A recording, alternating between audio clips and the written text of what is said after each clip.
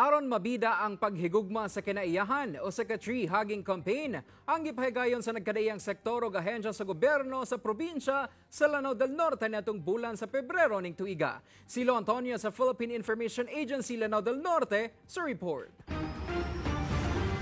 Kapin usa ka libo ka mga individual nga gilangkuban sa mga estudyante, empleyado sa gobyerno ug mga representante sa pribadong sektor ang miapil sa tree hugging campaign nga gipanguluhan sa Department of Environment and Natural Resources kon DENR ato sa Valentine's Day celebration karong tuiga sa Iligan City ug sa mga munisipyo sa Linamon, Kauswagan ug Maigo sa Lanao del Norte. Tumong sa kampanya nga ipasiugda ang gugma ug pagpasalamat sa kinaiyahan. And it's time for us to give at least thanks to the environment, especially the trees. We invited various agencies to participate in our tree hugging campaign because we want the young ones to appreciate the environment, the importance of the trees, not for just economic importance but for its environmental importance. Hopefully, yung paghahag ng kahoy ay hindi lang basta kay we are just celebrating the hugging of trees during Valentine's period, but also hugging a tree na you have to feel the love of the trees,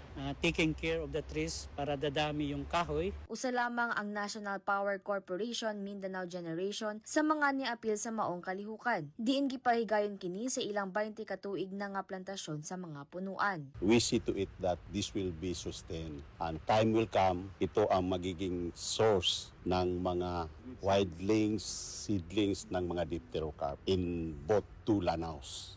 That is why in PC, kapartner natin ang DNR. Pag ang Mother Earth ang nagalit, sinong kakampi natin?